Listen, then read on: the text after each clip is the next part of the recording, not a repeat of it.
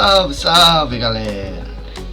Tudo bem com vocês? Sejam bem-vindos ao programa Alô Terráqueos número 20. E você está no canal Jackson Camargo. Hoje é 3 de julho de 2022. Quero começar pedindo desculpa a vocês, porque no programa anterior eu falei que teríamos um programa na terça-feira que passou agora. Mas foi tanta correria que eu não consegui fazer a tempo o programa. E aí então resolvi fazer um programa um pouquinho mais longo, como esse que a gente vai fazer hoje. O programa de hoje vai ser um pouquinho mais longo, vai durar em torno de 10 horas. Mentira, 10 horas não. Vai durar em torno de 1h30, eu acredito. E aí a gente vai abordar nessas 2 semanas o que foi notícia, a semana na história, os casos que a gente relembra e tudo. Então a gente vai fazer em dose dupla, o mitos e verdades também em dose dupla, só pra gente saudar um pouquinho, né, que a gente ficou devendo aí nos últimos dias, tá? Mas antes da gente ver o que a gente tem pra hoje, e é bastante coisa hoje, então não se esqueça, deixa seu likezinho, se inscreve no nosso canal, né, deixa aquele likezinho maroto, aquele comentário lá legal, né, pra ajudar a gente a estar bem ranqueado aí no Facebook e fazer frente a alguns canais grotescos aí que abordam ufologia de uma forma nada séria. Tem gente que abre espaço para detratores na ufologia, tem gente que leva picaretas para falar nas lives e tudo. Então, poxa, ajuda a gente. Nosso trabalho é sério, a gente é comprometido aí com a verdade, a gente promove análises bem legais sobre o tema, a gente tem uma proposta diferenciada, então dá aquele apoio aí pra gente, né? E recomende até aos seus amigos, no WhatsApp, aos seus contatos, vai lá no WhatsApp da família, no grupo da família e faz aquela propagandinha bem legal lá pra gente, certo? Vamos lá então, vamos ver o que a gente tem pra hoje. Antes de a gente começar, a gente já vai falar sobre a audiência do Senado já logo no início, porque vocês estão esperando aí um feedback, né, do que aconteceu. Mas eu quero deixar um agradecimento especial ao nosso amigo, o senador Eduardo Girão, que foi o principal responsável pela audiência no Senado. Foi ideia dele que essa audiência acontecesse. E essa audiência, a primeira vez que eu ouvi falar dela, quando eu fiquei sabendo que ela iria acontecer, foi em maio do ano passado.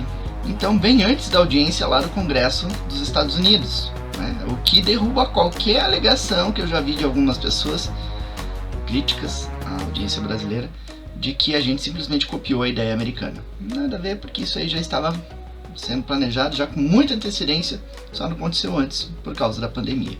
Então, um abraço lá para o nosso colega, nosso amigo senador Eduardo Girão. Um abraço também para o nosso querido Gilvair, que junto com o senador formatou toda essa audiência pública e está sendo esse sucesso estrondoso que a gente vai comentar daqui a pouquinho.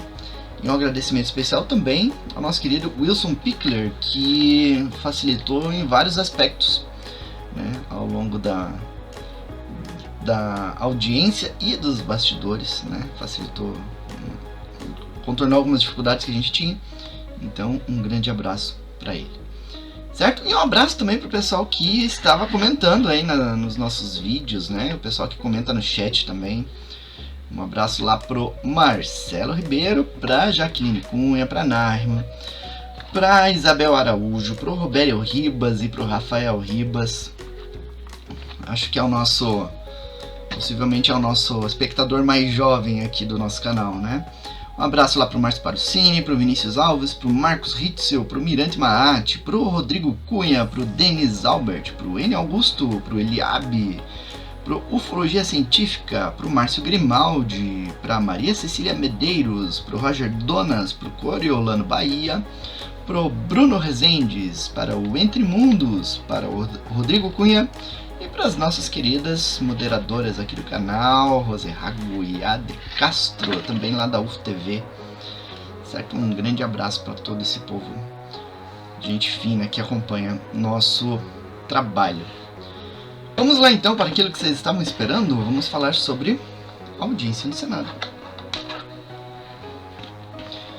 audiência no Senado, ela foi formatada já desde o ano passado e foi protocolada no Senado brasileiro em 18 de março, 2 meses antes da audiência lá do Congresso dos Estados Unidos, né? E aí ela foi planejada para acontecer agora em 24 de junho, em alusão à data comemorativa do Dia Mundial da Ufologia. E essa data é o Dia Mundial da Ufologia graças ao avistamento de 9 discos voadores pelo piloto americano Kenneth Arnold. Marcou aí o início da ufologia, né? Então, adotou-se aí como se fosse a data mundial da ufologia. E agora, também podemos dizer que 24 de junho é o Dia Oficial dos OVNIs no Brasil, quando os OVNIs foram discutidos no Senado brasileiro. Uma ação inédita, né? Porque nenhum país do mundo chamou ufólogos para falar no Senado, falando sobre casos ufológicos, sobre ufologia, apresentando suas pesquisas. Isso é inédito, nenhum país fez isso. E só por esse fato já podemos dizer que a audiência do Senado foi um sucesso estrondoso, né? A gente ouve, infelizmente, tem alguns pequenos críticos aí que... poucos gatos pingados aí da ufologia brasileira, que estão querendo criticar todo esse movimento e tal, mas isso ocorre por pura inveja. Então não vamos nem perder tempo falando sobre essas pessoas. Vamos falar sobre o que interessa, né? Sobre a ufologia brasileira sendo representada no Senado brasileiro. E foi. Por todos os que estiveram lá, todos apresentaram fatos, apresentaram dados, informações, apresentaram estudos, a visão da ufologia brasileira, e ela foi muito bem representada, com toda certeza. E os representantes internacionais trouxeram o contexto internacional da coisa, né? Então foi algo fantástico. Agora, a única coisa que podemos lamentar, podemos dizer assim, é a imprensa brasileira, que simplesmente dormiu no ponto, né? Qual órgão de imprensa divulgou isso que aconteceu aqui no Brasil? Dormiram no ponto. Dormiram, né? Isso às vezes pode até ser meio proposital, porque a imprensa brasileira tem uma relação de amor e ódio com a ufologia. Tem momentos que ela está amando, né? Faz matérias muito legais. A exemplo da BBC, que fez uma matéria sobre a noite oficial no começo do ano. O repórter André Bernardo, que até hoje ainda é replicado em jornais do mundo inteiro. Então é um trabalho exemplar que foi feito. Aí você vê outras reportagens, que nem foi feita na Globo algumas vezes, detratando ufologia. Então, é uma relação de amor e ódio, infelizmente, né? Então, aqui a imprensa brasileira não falou muito, mas lá fora, nos outros países, fora do Brasil, está tendo uma repercussão muito grande. Pra vocês terem uma ideia, eu tenho acompanhado, todo dia eu acompanho jornais, a imprensa internacional falando sobre ufologia, vários jornais do mundo inteiro. Para vocês terem uma ideia, a audiência aqui no Senado brasileiro foi comentada nos Estados Unidos, Canadá, México, Argentina, Inglaterra, Itália, Japão, Romênia, Alemanha, Portugal, China. Isso apenas os que eu encontrei, porque deve ter muito mais. Na própria Rússia também houve comentários sobre a audiência, com pessoas elogiando, comentando, transcrevendo, passando nos próprios jornais falando, pessoas entrevistando, ou entrevistando envolvidos, ou apresentando as informações que foram apresentadas ali, né? Então é um sucesso estrondoso, né? E a nossa imprensa dormiu no ponto nesse sentido, né? Durante a audiência, essa audiência durou quase 6 horas de duração, começou às 10 da manhã e a gente foi até por volta das 4 horas da tarde comentando. Então foi assim um pouco cansativo, mas valeu a pena e eu faria isso aí quantas vezes forem necessárias. Mesmo porque quem foi lá, eu e os outros colegas, a gente deu o recado, a gente falou com todas as letras que Exército, Marinha e Aeronáutica ainda têm segredos militares. Exército e Marinha estão sonegando informações, a gente deixou isso bem claro nas nossas apresentações no Senado. E a gente fez a proposta de criação de um órgão de pesquisa formado por ufólogos, cientistas e militares para entender esse fenômeno, né? Foi uma proposta comentada por vários de nós lá. Então vamos esperar os próximos passos aí, porque essa audiência não é evento único. Vai ter toda uma sequência de ações aí que vai acontecer, que vocês vão saber na hora certa e que vai ter grandes repercussões aí no futuro, com toda certeza, né? Então, esse pessoal que está dizendo que foi um fracasso, foi um fiasco, que foi que nem um certo cidadão aí falou que foi medíocre e tudo, ignore, né? Esse tipo de comentário, esse tipo de pessoa que só quer criar intriga, criar caso, quer chamar atenção para divulgar seus produtos, não.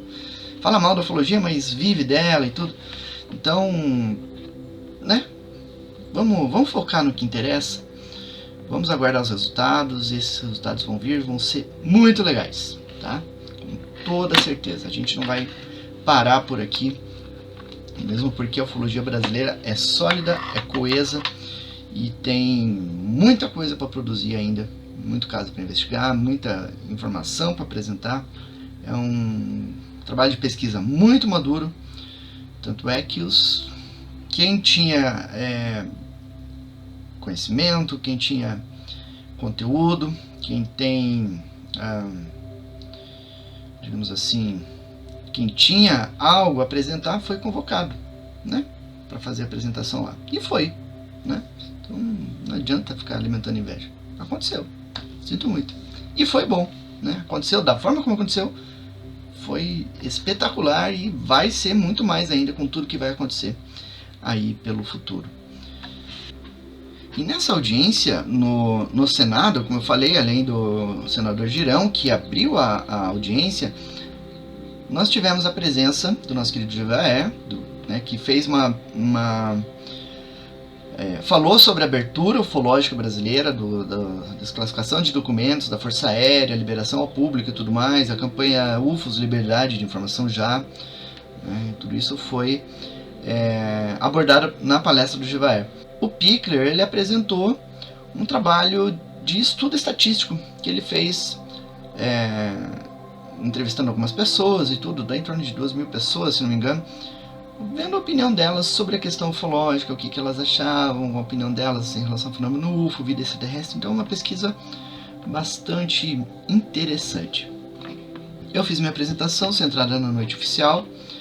O Ronnie Bennett, ele apresentou o caso dos índios do Acre, fez paralelos com a Operação Prato e outras manifestações de UFOs aqui no Brasil. O Geraldo Lemos apresentou uma visão espiritualista do fenômeno UFO, algo tão comum no Brasil que de forma alguma deve ser depreciada, porque ela também tem o seu valor. Quem tem uma vivência espiritualista entende o propósito e algumas coisas que são apresentadas ali. É lógico que a maioria das coisas que se apresentam nesse meio é muito subjetiva, mas existem algumas coisas que você consegue confirmar pela experiência prática, pelo conhecimento, pelo estudo, né? Por isso que algumas pessoas conseguem atingir essa parte espiritualista e outras não, né? Então, não vou entrar muito nesse mérito de discussão, porque fere alguns egos, principalmente daquele lado crítico e de pessoas que criticaram a audiência no Senado, né? Mas enfim. O Thiago Tichetti apresentou vários casos brasileiros, principalmente alguns envolvidos que teve envolvimento militar, envolvimento do governo brasileiro, né? O Tony apresentou um aspecto histórico, apresentou alguns casos de abdução também. O Gary Hasseltine falou sobre a política de acobertamento do governo americano e tudo, o mal que isso causou, né, na ufologia, no entendimento do fenômeno, o atraso no conhecimento das coisas. E o Robert Salas apresentou a experiência dele nas bases de Maelstrom, onde os UFOs pairaram e alteraram os códigos de lançamento de foguetes, inutilizaram os foguetes nucleares e tudo. Então foi uma apresentação bastante interessante, bastante rica em conteúdo, tá? E que entra para a história da ufologia mundial, com certeza. Certo, meus amigos? Então essa audiência aconteceu no dia 24 de junho. A gente foi para Brasília no dia 23, voltamos no dia 25 pela manhã. Cheguei em Curitiba por volta das 10 horas da manhã. Passei correndo em casa, né? Deixei a mala de viagem, peguei a mochila, peguei a esposa e pegamos a estrada para fazer uma investigação numa cidade próxima aqui em Curitiba. E a investigação aparentemente deu um resultado muito legal, porque a gente tentava obter uma determinada informação ou confirmar uma determinada informação. Essa informação foi aparentemente confirmada. A gente está esperando alguns resultados de algumas análises, alguns cruzamentos de informações para dar o veredito. Eu só não posso dizer que cidade é, porque existem aspectos legais envolvidos aí e algumas informações que, se a gente divulgar, a gente pode levar um processo, né? Então a gente está tentando contornar esses aspectos para que a gente consiga divulgar essas informações, tá?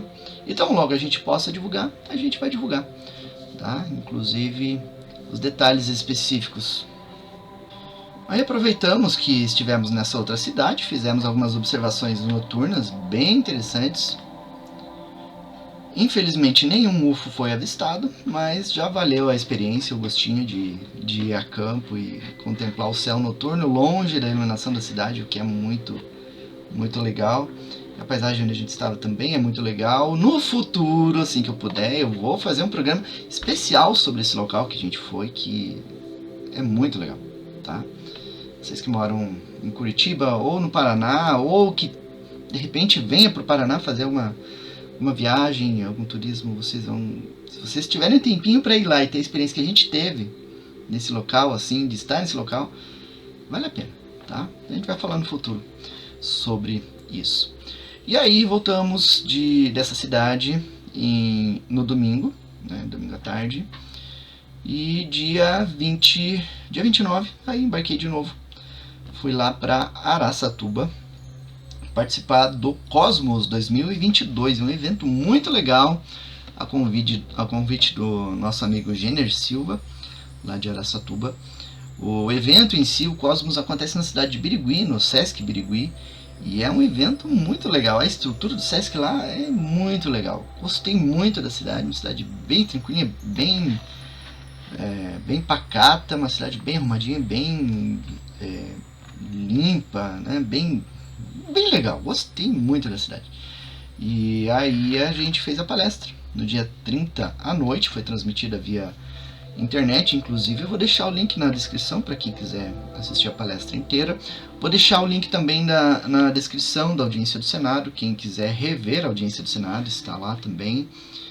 E aí vocês podem conhecer como foi essas apresentações, tá? Acesso gratuito aí nos outros canais. Certo? Aí voltei de Araçatuba no dia 1º de manhã, ontem, né? Eu estou gravando agora dia 2, então voltei ontem de manhã.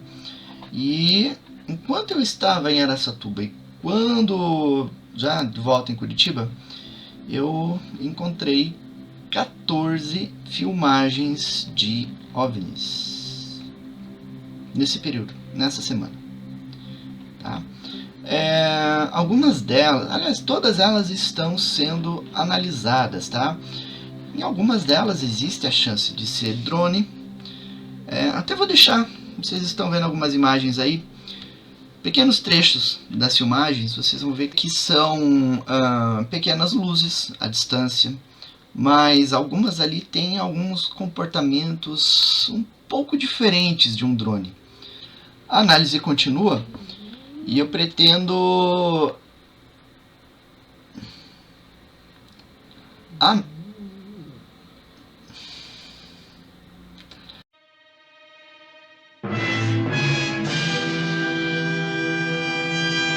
análise continua e eu pretendo fazer um vídeo durante a semana apresentando todas essas filmagens e uma análise sobre elas e tudo.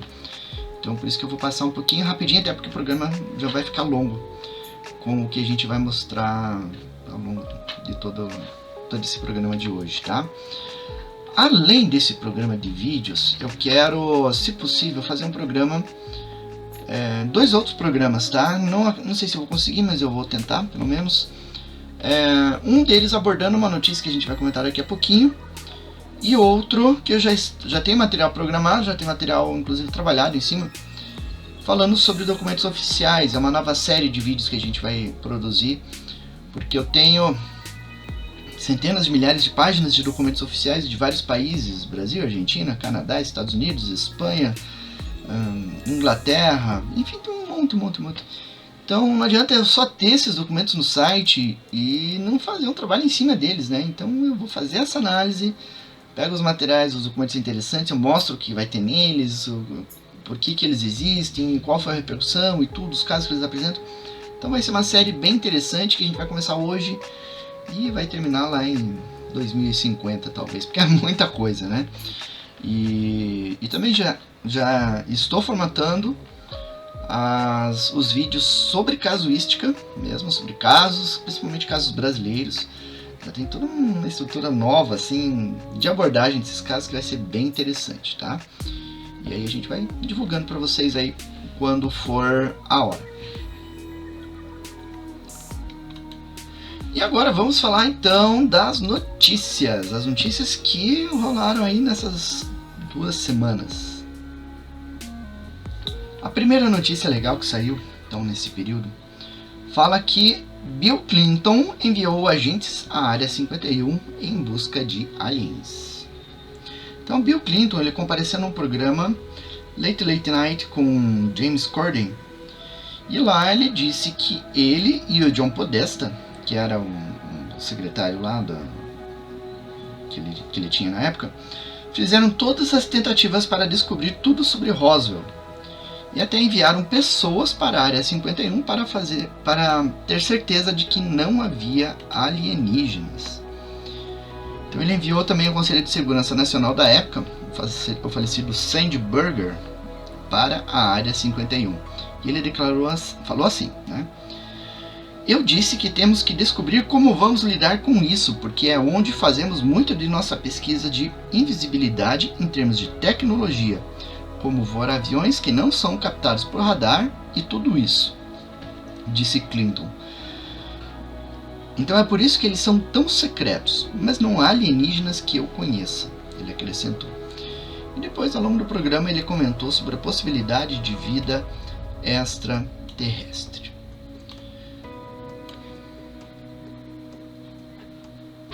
Outra coisa que eu postei no Fenômeno nesse período, na semana passada, é uma página contendo documentos oficiais do governo argentino. Então são 372 páginas de documentação oficial do governo da Argentina sobre a questão ufológica. Na Argentina existe um processo de liberação, desclassificação de informações e tudo, que está tendo bastante sucesso, né, na empreitada, e que conseguiu, né, a revelação desses documentos e agora está à disposição aí para acesso lá no portal Fenômeno, tá? Você acessando o portal Fenômeno, você vai ter a guia sobre governos de ufologia. Só passar o mouse em cima, ele abre o menuzinho, vai ter a opção de documentos oficiais, você encontra os documentos ali. Outra notícia que saiu é: chefe científico do programa de estudos UAP faz declarações. Então, se você já assistiu o History Channel, né, se você assistiu alguns programas ufológicos lá, você já viu falar, ou já viu o astrofísico Travis Taylor falando no programa, apresentando o programa, estudando os mistérios ufológicos, né? Ele, além de ser um interessado no tema, ele deu uma entrevista recente admitindo que ele era investigador de OVNIs do Pentágono. Então, além de ter o lado público da investigação, ele tinha o lado militar da investigação, que ele estava envolvido também. E aí ele fez uma declaração muito interessante, muito acertada, que eu vejo assim, explica muitas ações negacionistas que a gente vê pela internet aí com muita frequência. Ele disse assim: mas aqui está a coisa. um cético e um desmistificador, eles obtêm seus resultados começando do início, sabendo que o resultado será esse, ou seja, eles induzem a pesquisa. Então eles mudam, eles pegam a análise para levá-los na direção de fazer isso. É diferente de uma postura científica. A postura de desmistificação, chamada debunker, que a gente vê aos montes aí pela internet, não é uma postura científica. Eles tentam direcionar a pesquisa, desqualifica testemunhas, ignora dados e direciona, pega apenas o que interessa para eles e direciona para que o resultado sustente uma afirmação negacionista. E a gente vê isso com muita frequência, principalmente no YouTube. Tem gente que acha que identifica as coisas, explica as coisas, desmistifica, que consegue derrubar um monte de caso ufológico aí. Caramba, não faz nada. Por exemplo, tem o caso VASP, por exemplo. Tem um certo cientista que apresentou recentemente uma palestra dizendo que derrubou o caso VASP, apresentou algumas explicações. Balela! O caso continua de pé porque o que ele apresentou não explica o caso. Ele ignora detalhes e tenta forçar uma explicação que não se sustenta. Ele cita, por exemplo, na tentativa de explicação dele em artigos e tudo, que o que aconteceu no caso VASP foi um fenômeno chamado Novaya Zelaya, ou Nova Zembla, portuguesando, que é como se a atmosfera causasse um reflexo de baixo para cima, digamos assim, que permite que você veja, por exemplo, o Sol antes de ele nascer. É como se você tivesse um espelho refletindo o que está abaixo do horizonte. Mais ou menos isso, a grosso modo. É um fenômeno que ocorre quando existe inversão térmica e ocorre nos polos. Tanto é que o nome Novaya Zemlya é o nome da ilha onde isso foi identificado pela primeira vez. E essa ilha fica lá no Ártico, ao norte da Rússia. E o caso VASP aconteceu no meio do verão, num voo de Fortaleza, um calor do cão, vindo para o Rio de Janeiro. E aí ignora detalhes aí de radar, ignora detalhes do objeto se movimentando para cima, para baixo e tudo, né? Ignora detalhes como sendo observado do solo ou pessoas vendo em outros aviões. 2 outros aviões confirmaram o relato do piloto da VASP, né? Pessoas falando que o brilho do objeto era intenso, que o tamanho era grande, que tinha um tamanho de, em alguns casos, até 1/4 do tamanho da lua cheia, em alguns relatos.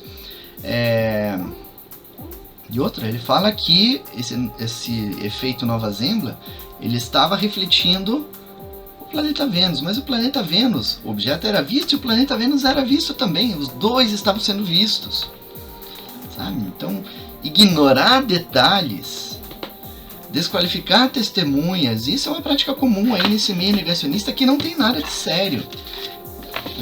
Eles querem adotar, eles querem passar a imagem de que para ser sério você precisa derrubar os casos a todo custo. E não é assim. Ser sério é pegar todos os detalhes envolvidos, entender cada um deles, buscar explicação para cada um deles, tanto individualmente como de forma geral. Se você tem lá 50 detalhes e explicou metade deles, o caso não está refutado, porque tem detalhes que não foram explicados.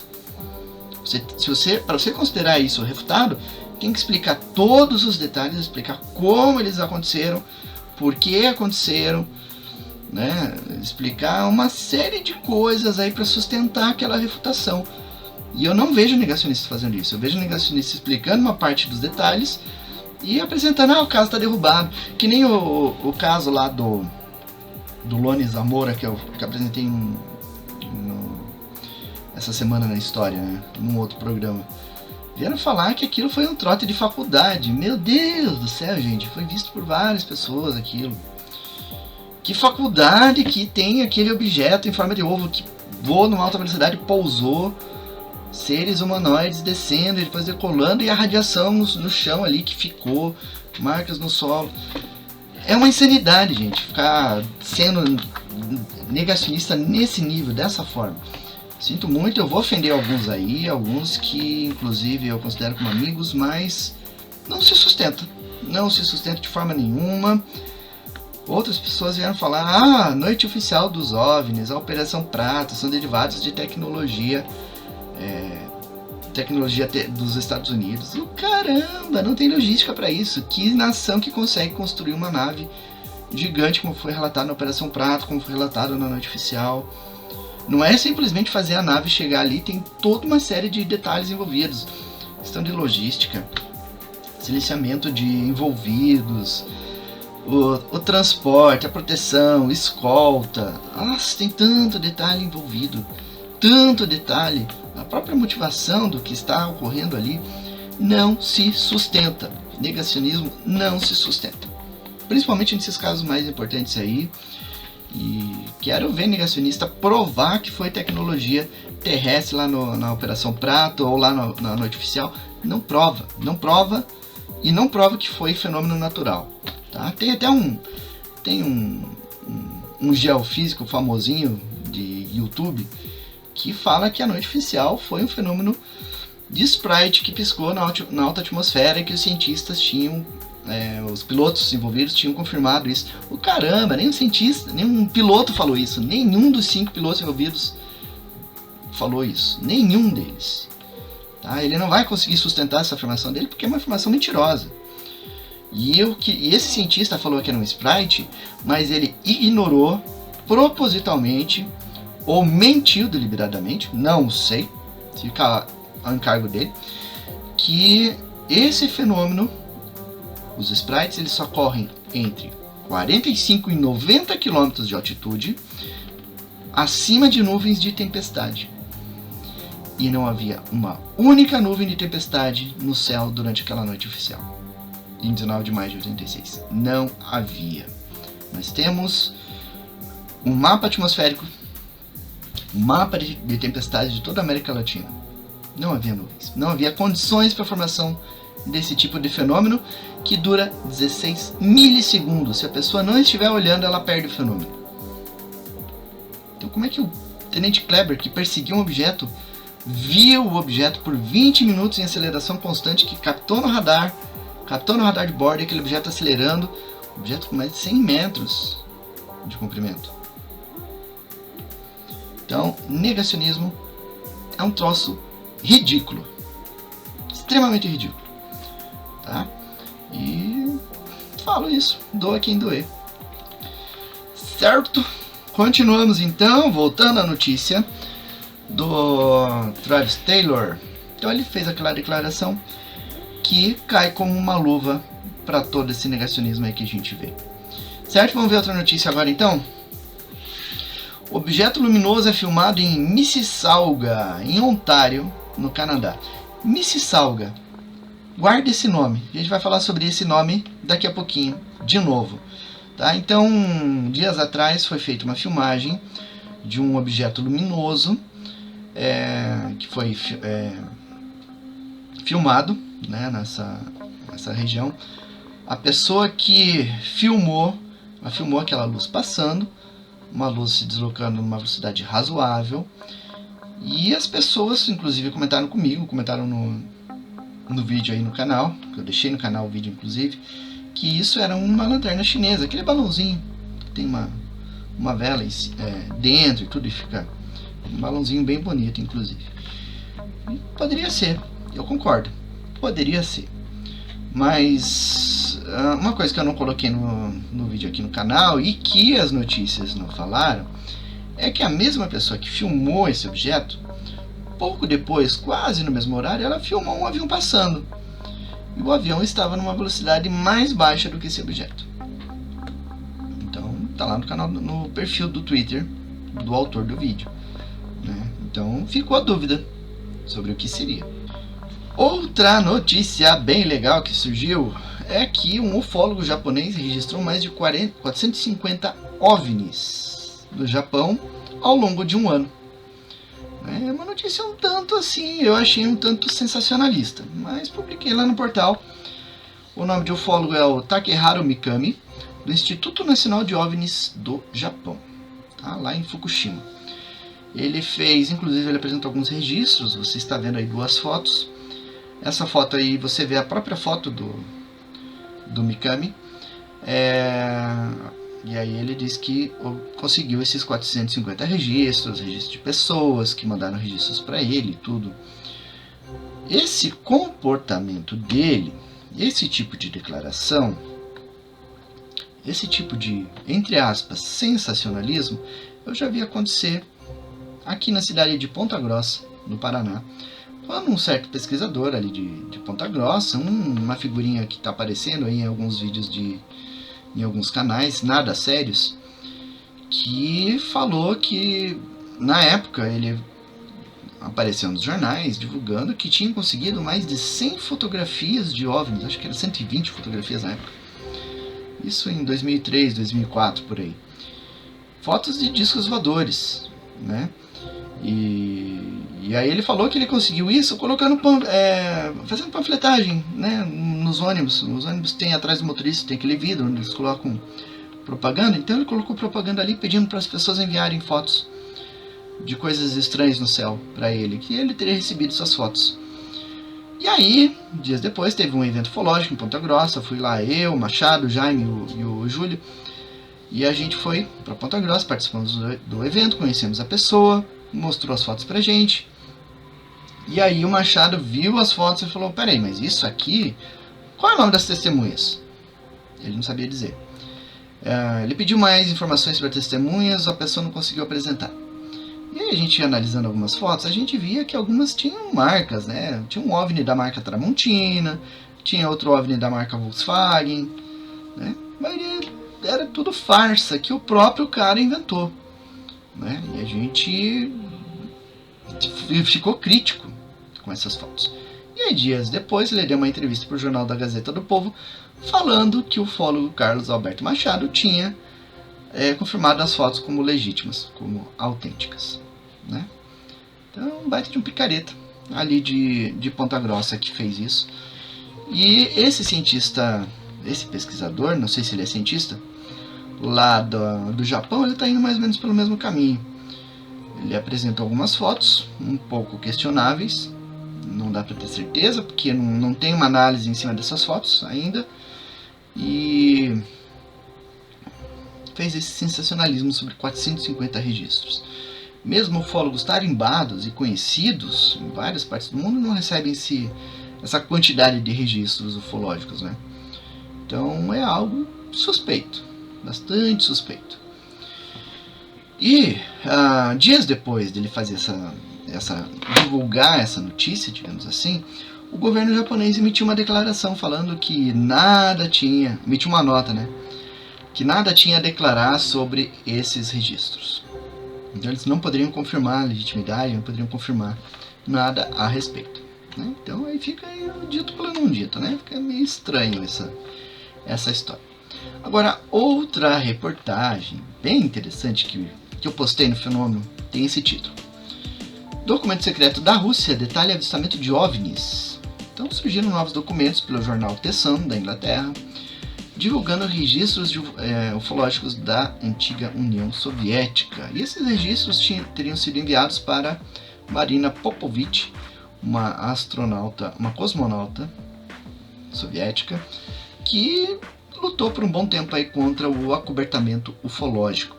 E os documentos citam alguns avistamentos bem interessantes.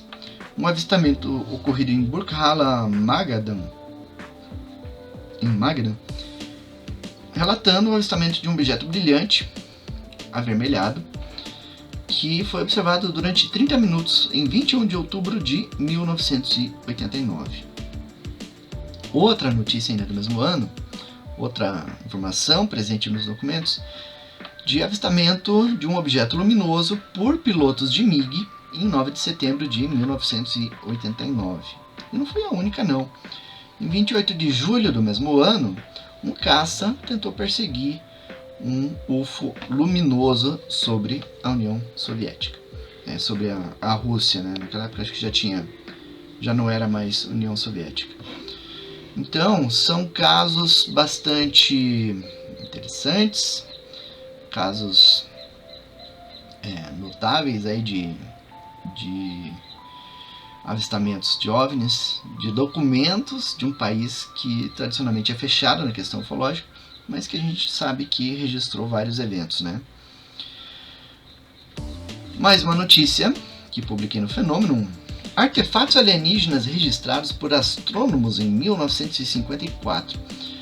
Se você acompanha nosso canal, você viu que alguns programas atrás, algumas semanas atrás, eu falei sobre registros que astrônomos fizeram fotografando o céu noturno em 1954, antes do primeiro satélite ser enviado ao espaço. Então, se não havia satélites e, consequentemente, não havia lixo espacial no espaço, na órbita da Terra, o que foi fotografado, então? Né? Fizeram várias chapas lá em Monte Palomar, fotografando o céu, e aí você tinha a posição das estrelas, mas tinha objetos que mudavam de posição de uma foto para outra. Então, algo foi captado por essas chapas fotográficas. Então, os pesquisadores continuam debatendo isso lá nos Estados Unidos, astrônomos e tudo, discutindo o que seria, e alguns cientistas levantando a hipótese de ser artefatos alienígenas. E quando a gente fala artefato, não é algo natural, a própria palavra já define isso, é algo feito, né, artesanalmente, alguma forma assim. Então, supõe-se que seja um objeto de origem alienígena fazendo observações a partir da órbita da Terra. Tá? A discussão provavelmente vai continuar e no futuro teremos aí novas informações para apresentar. Outra notícia, essa aqui é bem interessante, é do meio científico. Estudos sugerem condições atmosféricas para a vida. Então, uma nova pesquisa que foi publicada lá pela Universidade de Zurique, uma equipe liderada pelo astrônomo Marit Målows, lá em Zurique, descobriu que a atmosfera tem um fator determinante na formação da vida, né? Então, o planeta ele tem que reter a atmosfera, mas ela não pode ser muito densa nem muito rarefeita. Ela tem que ter uma faixa ideal de densidade, tem que estar composta de hidrogênio e hélio para que ela possa reter a água, né, na atmosfera, que permita depois a formação de chuva, a acumulação de água na superfície e todo o ciclo hidrológico que facilita a formação da vida, né? E aí, ao ler esse artigo, automaticamente me veio na cabeça o planeta Marte, que é um planeta que tem uma atmosfera bem mais rarefeita que a atmosfera terrestre, que é um planeta árido. Ele tem água, mas ele não tem o ciclo hidrológico como temos aqui no nosso planeta, né? Então, de certa forma, isso confirma a hipótese levantada por esses astrônomos, né, sobre atmosferas planetárias.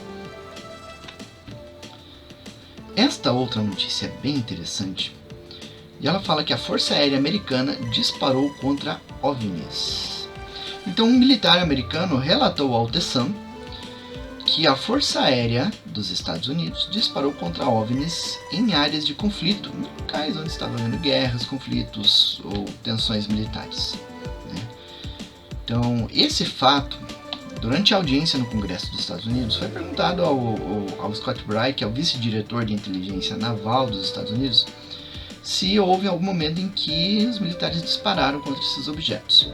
E ele falou que não houve isso, né? Ele falou que não foi disparado. Só que o Jeremy Corbell, documentarista lá dos Estados Unidos, ele tem documentos, ele tem provas, ele tem testemunhas de que isso aconteceu realmente, não só da parte dos Estados Unidos, quanto da parte da China e da Rússia também, que dispararam contra esses objetos. O que demonstra que esses objetos também são desconhecidos por eles. Então, se o governo americano não sabe o que são, a Rússia e a China também não sabem. Se não são dos 3 países mais poderosos, de quem são esses aparelhos, né? Então, a possibilidade de ser uma inteligência alienígena é muito alta, embora o governo americano tenha esse medo ridículo de admitir isso.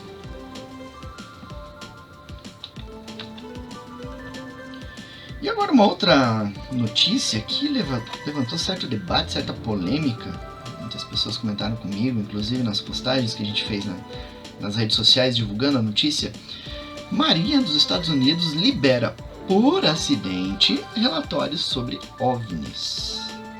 E nesse relatório você tem fotos de objetos, você tem croquis representando as observações, e são aproximadamente 60 páginas de documentos liberados pela Marinha dos Estados Unidos de forma acidental. Por que seria de forma acidental? Porque esses documentos eles estavam num formato diferente do que geralmente é liberado. Por exemplo, quando é liberado um documento, eles omitem informações importantes, como a identificação dos envolvidos e tudo. E nesses documentos que foram liberados acidentalmente, estava com marcação para fazer a censura. E a censura não tinha acontecido ainda, né? Então, esses documentos foram para a internet e quando a Marinha percebeu o erro, rapidamente tirou. Mas, por sorte, nós temos algumas pessoas extremamente rápidas e habilidosas que baixaram esse material e agora está aí disponível publicamente para qualquer pessoa consultar. E tem fotos de objetos que foram feitas. Esses objetos se aproximaram até 150 metros das embarcações de vários navios envolvidos. E é um caso bastante interessante, bastante rico. Eu vou tentar, tá? Não dou 100% de certeza para vocês, mas eu vou tentar fazer um vídeo abordando essa desclassificação e outras que aconteceram aí recentemente sobre vindas da Marinha dos Estados Unidos, tá? Eu só não vou dar certeza porque essa semana está muito cheia ainda de coisas que eu preciso pôr em dia. Notícias no site, notícias aqui, análises que eu tenho que fazer, análises inclusive das 14 filmagens que foram enviadas para mim,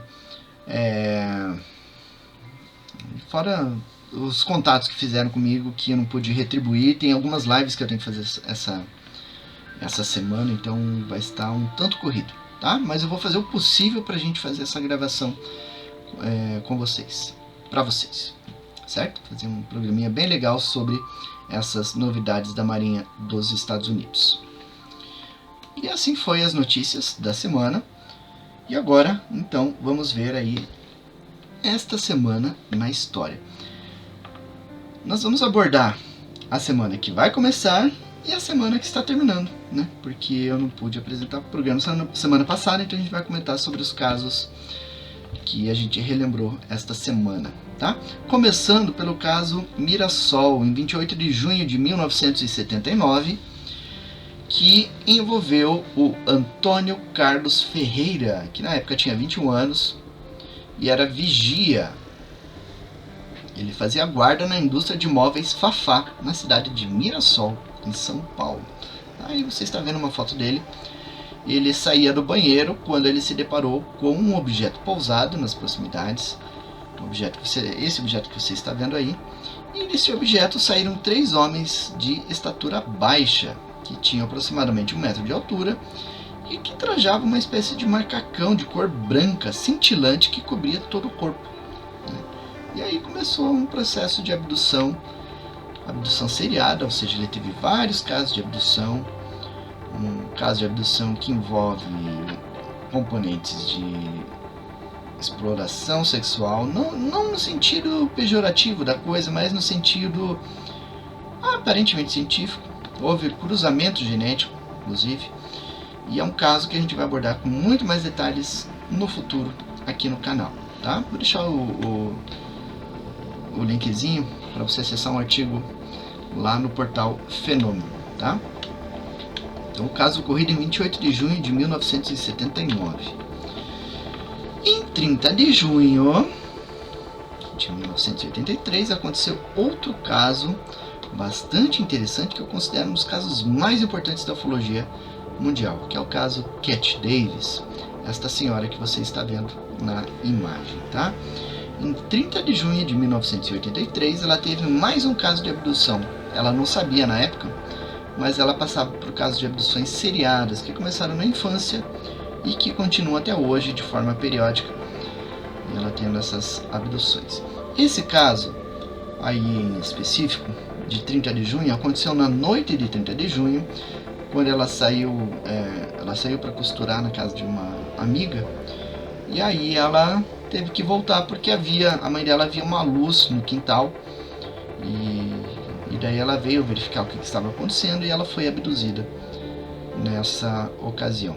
Tá? E aí ela voltou para casa da amiga com a qual ela estava costurando, e elas resolveram voltar, ela, a amiga dela, a Diane, e a filha da Diane, e voltaram para casa da Cat para tomar banho de piscina à noite, porque era verão. E ao passar pela região, elas ainda não sabiam que tinha marca ali no quintal, sentiram o solo extremamente quente, entraram na água e começaram a sentir sintomas de intoxicação radioativa, visão embaçada, olho inchado, enfim, vários sintomas. E aí, nos dias seguintes apareceu a marca, que a grama foi morrendo, a marca foi ficando mais evidente. No inverno, quando chegou o inverno, a grama não se depositava em cima da marca, né? A grama derretia e ficou a marca aí, conforme essas fotos que vocês estão vendo. Nessa outra imagem, você está vendo o solo coletado dentro da marca, ali à direita, e à esquerda o solo coletado alguns metros fora da marca. E tentaram reproduzir essa grama, esse solo que ficou aparentemente petrificado. Tiveram que colocar num forno a 8.000 graus Celsius por várias horas para reproduzir essa grama, esse solo do jeito que ficou ali, tá? E aí você vê o bonitinho que fez a abdução da Cat Davis, tá? É uma reprodução, não é uma foto do alienígena, obviamente, mas é uma reprodução feita a partir do relato dela, tá? Esse caso eu quero muito aprofundar lá no Portal Fenômeno, que é um caso fantástico, tem muita informação. Eu tenho um livro que fala sobre o caso, só sobre o caso, e a gente vai expandir o conhecimento sobre ele no Portal Fenômeno, aí ó, até o final do ano, e vamos produzir um vídeo bem legal sobre esse caso, porque é um caso que merece e que nenhum debunker consegue derrubar. Outro caso bem interessante, que faz aniversário em 1º de julho de 1965. Tá? Por volta das 6 horas da manhã, o senhor Maurice Mas, e esse senhor que aparece no lado esquerdo, ele estava no campo da sua propriedade, onde ele cultivava lavanda, e ele observou um objeto ovalado, metálico, que pousou no seu campo, no campo de lavanda que ele tinha. Então ele se aproximou para ver melhor e viu 2 tripulantes, seres baixos, cabeça maior, né, desproporcional ao corpo. E esses seres apontaram uma espécie de tubo para a testemunha. A testemunha ficou paralisada. Ela só conseguiu ver que esses seres tinham um traje cinza, esverdeado, que era inteiriço, ou seja, cobria o corpo inteiro, e eles tinham um pequeno recipiente preso no lado esquerdo da cintura e um maior no lado direito da cintura. Tinha em torno de 1,20 m, cabeça grande, desproporcional ao corpo, olhos semelhantes ao nosso, mas com uma pequena abertura no lugar da boca. Não usavam capacetes, não tinham luvas, não tinham mãos, suas mãos eram pequenas e semelhantes às nossas, né? Então esses seres apontaram esse tubo para a testemunha ficou paralisada, os seres se aproximaram, olharam detidamente o agricultor, conversando entre si, né? E aí voltaram para o aparelho que decolou e foi embora. Então aí você está vendo um campo de lavanda, semelhante ao que aconteceu o caso, da mesma região inclusive. Aí uma reconstituição do caso. Ali você vê um pesquisador na marca que ficou no local do pouso. Aí você vê o croquis feito, né, da marca deixada, outra marca deixada, né, do treino e pouso do objeto. Aí você vê os pesquisadores analisando a marca, coletando amostras de solo e tudo. E é um caso que foi investigado oficialmente pelo governo e que caiu na mídia, né? Então tá aí as reportagens e tudo falando sobre o caso. Mais um caso interessante que a gente pode comentar é o caso Célia Santana. Esse, infelizmente, a gente não tem nenhuma imagem para apresentar. E ele envolve um aparente caso de abdução de uma adolescente de Curitiba. Então essa adolescente, ela desapareceu aqui em Curitiba e reapareceu no Rio de Janeiro poucas horas depois. Ela declarou aos policiais e jornalistas que não sabia como chegou na cidade do Rio de Janeiro. Ela só disse que havia deixado sua filha no sofá da casa e havia saído para fazer uma ligação no telefone público, que ficava perto de casa dela. E aí, quando percebeu, já era 8 horas da noite e ela estava na cidade do Rio de Janeiro. E aí, então, ela passou por hipnose regressiva, né, poucas semanas depois, e relembrou que foi capturada por seres estranhos quando estava ao telefone. Então, eram pessoas estranhas, levaram ela para um objeto. No objeto ela foi colocada numa maca e ali ela passou por exames médicos. E depois a hipnose se encerrou, não conseguiram maiores informações, e aí ela resolveu que não iria mais falar sobre isso e não iria fazer novas hipnoses. Infelizmente, porque é um caso bastante interessante. A pessoa é abduzida numa região e reaparece em outra região. É um tipo de caso, a ufologia tem muito caso assim, mas não é muito comentado, não é muito falado sobre esse tipo de ocorrência, infelizmente. Agora, um caso bem interessante, que faz aniversário em 2 de julho, é o caso Navegantes, ocorrido a 2 de julho de 1974. Por volta das entre 14 e 15h30, várias pessoas observaram um objeto discoide, de coloração branca, ofuscante, descendo do céu e parando na água, na praia de Navegantes. E aí as pessoas acharam que era um acidente, alguma coisa assim, e tentaram chegar ao local. Um pescador, aliás, uma das pessoas que estavam na região, o Humberto Generoso, ele passeava com a família e viu esse objeto. Ele calculou esse objeto como tendo em torno de 8 metros de diâmetro e 3 metros de altura. Ainda segundo o Humberto Generoso, esse objeto ele ficou pairando, boiando na água a cerca de 100 metros de distância da areia da praia. Então ele conseguiu ver bem o objeto, O pescador Humberto Severino, ele pegou o barco dele e foi até o local, porque ele achou que era um acidente. Enquanto ele se aproximava do objeto, ele viu que esse objeto estava afundando. E afundou. Quando ele chegou no local, ele só viu muita espuma naquele local, e não via mais o objeto. E aí, então, esse caso acabou caindo na imprensa, e logo a capitania dos portos da cidade foi até o local e começou a fazer investigações. Então, um mergulhador da marinha mergulhou para ver o que tinha lá embaixo, e aí ele voltou e o pescador viu que esse mergulhador chamou oficiais e conversou de forma muito séria e de forma reservada, sem outras pessoas por perto. Então ele voltou, amarrou uma boia no que quer que seja que estava lá, e daí no dia seguinte, quando foram ver, a boia tinha desaparecido e não se sabe o que aconteceu. Presume-se que o que quer que seja foi resgatado pela marinha naquela ocasião. Fato interessante que os pescadores não puderam pescar durante algumas semanas, porque os peixes sumiram da área, não ficaram por ali. E é um caso também que foi confirmado por militares. Os militares da marinha já deram declarações, falaram que esse caso é comentado ainda dentro da marinha, a boca pequena entre alguns militares, mas que ele, de alguma forma, alguma coisa aconteceu de fato ali na praia de Navegantes. Outro caso bastante interessante. Agora, lembram que há pouco eu pedi para vocês guardarem um nome? Lembram o nome que eu pedi para guardar? Não lembra? O nome é Mississauga, lá em Ontário, no Canadá. Esse outro caso que vou citar agora ocorreu a poucos quilômetros do local onde a pessoa fez aquela filmagem que a gente comentou. Ele estava na região de Mount Pleasant, no Canadá, um local onde ele tinha uma plantação de tabaco, um senhor que mora na região, e ele viu um objeto metálico e brilhante que pousou no campo. E ele, a princípio, ele pensou que era uma nave que pousou ali, mas não deu bola. Ele pensou assim, não é uma nave, é um caminhão-tanque que parou ali.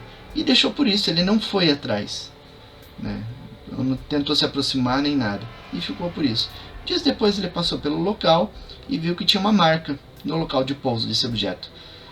A marca estava descolorida e a vegetação estava desidratada, estava morrendo naquele local. E ele teve enjoo, passou mal enquanto esteve naquela região. Então é um caso bastante interessante aí que a gente vai abordar em vídeos futuros aqui no canal também. Certo? Então esse foi essa semana na história. Vamos agora para o nosso quadro Mitos e Verdades. Em Mitos e Verdades nós vamos abordar dois temas bastante interessantes que estão na boca do povo aí, principalmente aqui no Brasil, e um deles fora do Brasil também. O primeiro deles chama-se Caso Caieiras. Você deve estar ouvindo falar muito desse nome, dessa região, pois em 13 de junho de 2022 alguma coisa caiu no alto do morro. Moradores locais ouviram um estrondo e viram movimentação de helicópteros, de bombeiros e possivelmente militares na região logo após o estrondo. E algumas pessoas falam que viram pessoas se afastando do local onde caiu o tal do objeto. O que existe por trás dessa história? Então aqui você está vendo um mapa de Caieiras, só para a gente ter uma ideia.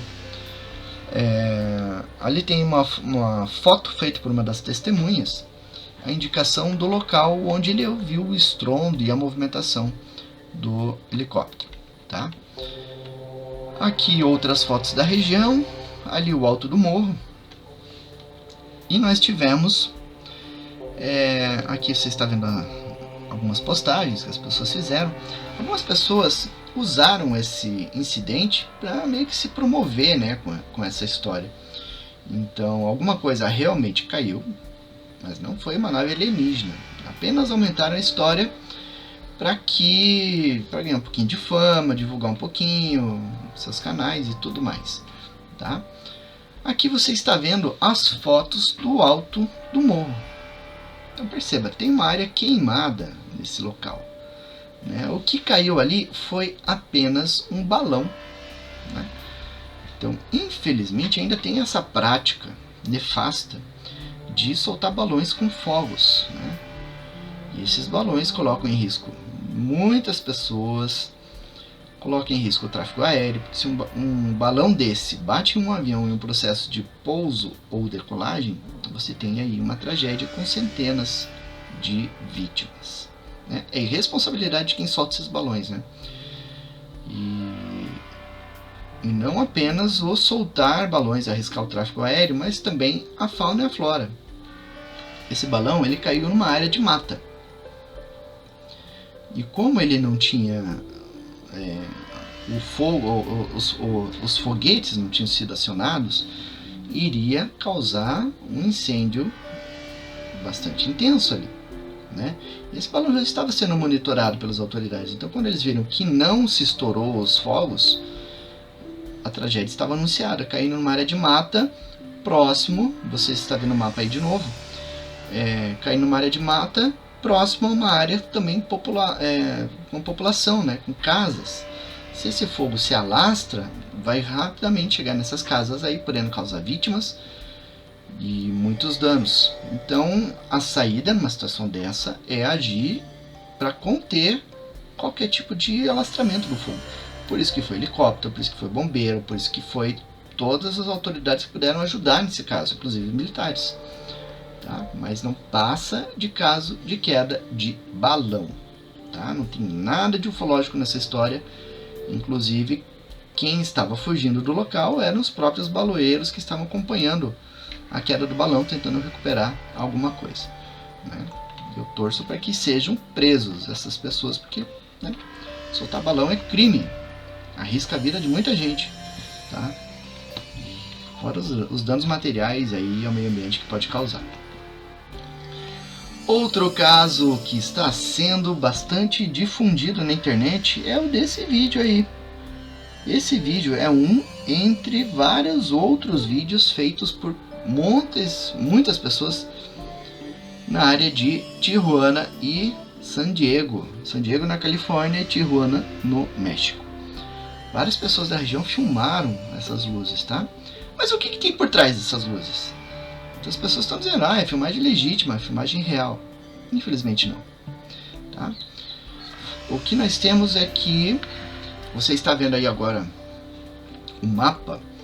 Esse é o mapa do Flight Radar no dia e hora e direção em que essas luzes foram feitas. Havia uma aeronave militar em manobras na região. Manobras de treinamento soltando flares. Então, o flare é um aparelhinho, como se fosse uma lanterna de grande brilho que vai descendo, emitindo muita luz. Ela vai descendo de forma lenta do céu. Tá? Então esse avião soltou vários flares e depois refez o voo várias vezes com os faróis acesos. Então gerou essa confusão e essa comoção aí que virou as redes sociais. Tá? Então você está vendo mais uma imagem do Flight Radar indicando o voo da aeronave. Né?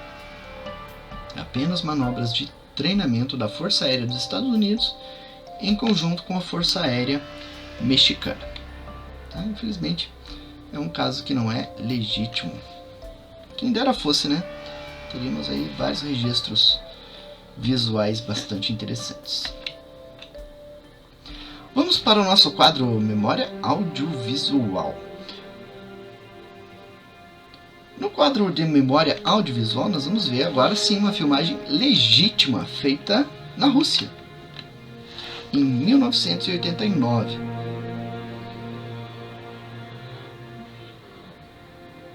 Nós não temos a data exata em que ela foi feita, tá? Mas ela foi feita, o que a gente sabe que ela foi feita em Tbilisi, na Geórgia, e foi feita durante um concerto a céu aberto da cantora Maja Deshawa. Uma cantora lírica da região. Muitas pessoas foram lá para ver o concerto em plena luz do dia e um objeto apareceu chamando a atenção das pessoas. Então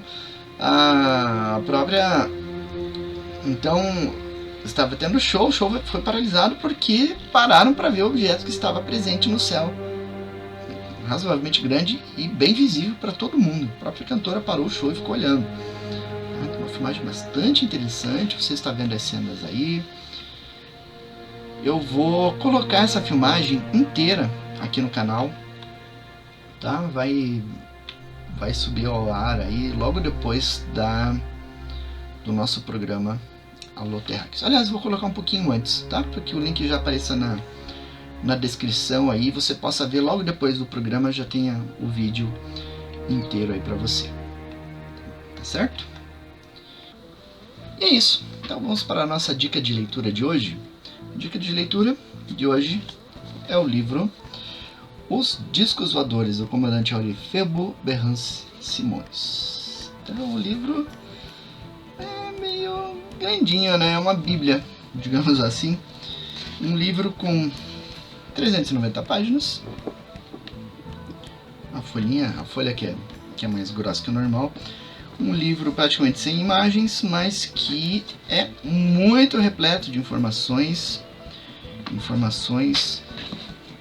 da ufologia até o ano de 1959. Tem muita casuística, análises bastante interessantes, tá? E apesar de ser um livro antigo, é um livro ainda bastante atual, se for ver, né? Tem muita coisa daquela época que ainda se aplica até os dias de hoje. E que vale realmente fazem que esse livro seja extremamente importante na biblioteca de qualquer pesquisador, tá? O comandante Aurifebo Berrance Simões, ele era piloto comercial, astrônomo amador e ufólogo, tá? Por isso que ele fez essa obra-prima da ufologia brasileira. Tá? Você vai encontrar esse livro provavelmente em sebos, tá? Não vai encontrar em em livrarias, nem nada. É só em sebo que você encontra. Na internet você encontra com certeza. E agora, reforçando de novo os livros duplicados que eu tenho para venda. Então, se você quer ampliar a sua biblioteca ufológica, eu tenho para venda o livro Projeto Majestic, a nave perdida, tá? Esse livro ele tem um decalque aqui na capa, tá? Mas o conteúdo dele está perfeitinho dentro, tudo mais. Então, é um livro que aborda o caso Roswell, mas ele é mais romanceado, tá? Ele troca o nome das pessoas e tudo. Nós temos esse livro, Johannes von Butler, um livro de O Fenômeno UFO, né? Chamado O Fenômeno UFO, capa dura, e é um livro, ele fala sobre casuística, principalmente dos Estados Unidos, tem 197 páginas de informação, tá? Um livro muito bom. Livro O Dossiê Cometa, tá praticamente novinho esse livro. Fala sobre a pesquisa lá do governo francês em relação ao tema UFO, com uma equipe de cientistas dentro da Agência Espacial Francesa. Quando alguma pessoa te falar assim, mas cientista nenhum confirma a realidade do fenômeno UFO, mentira. Cientistas do GEPAN, Comissão de Cientistas da Agência Espacial Francesa, confirma a realidade do fenômeno UFO, e na opinião deles, parte do fenômeno UFO tem origem alienígena. E isso não é nem um pouco absurdo, nas palavras deles, tá? Nós temos também Um Homem Marcado por ETs, o livro escrito pelo nosso colega Antônio Nelson Tasca. Tá? Esse livro ele já está mais batidinho, inclusive por ele ser usado, né? Ele tem algumas partes que estão, não sei se vocês conseguem ver, algumas partes que estão destacadas com aquelas canetas em tom amarelo, tá? Então, é livro de pesquisador, né, gente? Esse livro era de um pesquisador que já se aposentou e não quis mais manter a coleção dele. E agora está com a gente, como é um livro duplicado, a gente está colocando à venda. E o outro livro, Encontro na Montanha Vermelha, também um livro praticamente novo, tá? Do nosso conhecido J.J. Benitez, falando sobre casos ufológicos. E além dos livros, vou mostrar para vocês algumas revistas que eu tenho para venda, revistas duplicadas também, tá?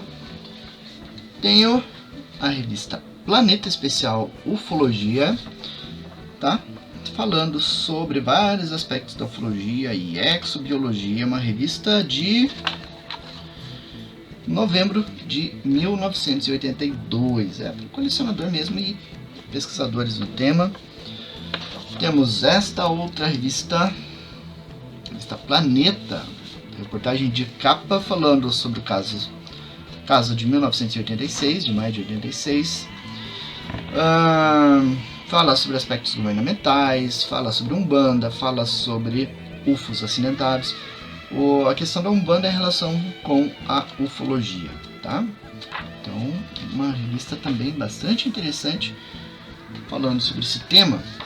Nós temos esta outra revista Planeta, falando sobre UFOs na Polinésia, avistamentos, modificações do pensamento ufológico, Foo Fighters, projetos de construção de UFOs, a busca por vida extraterrestre, base de UFOs na órbita terrestre.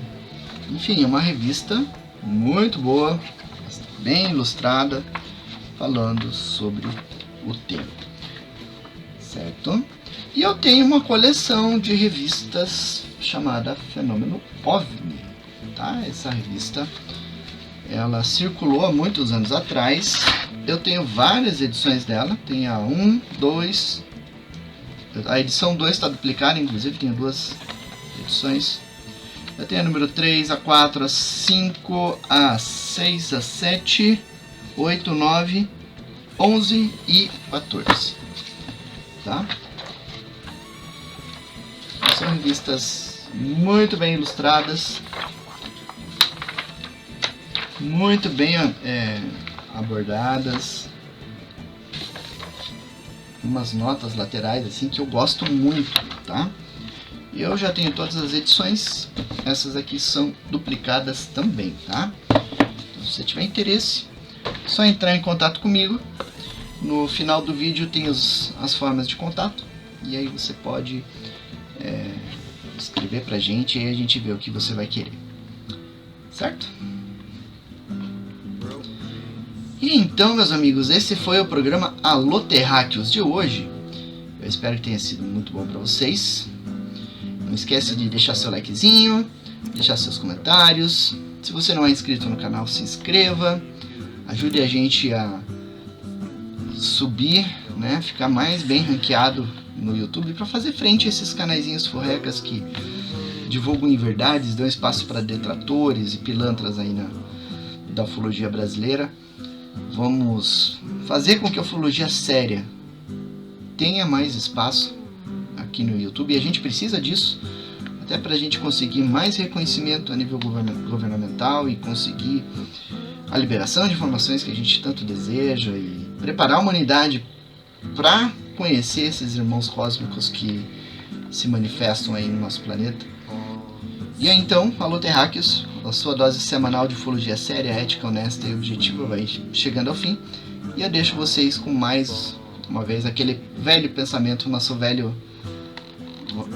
lema aqui no canal: mantenha seus pés no chão, olhos no horizonte e mente nas estrelas. Grande abraço para vocês e até o próximo programa.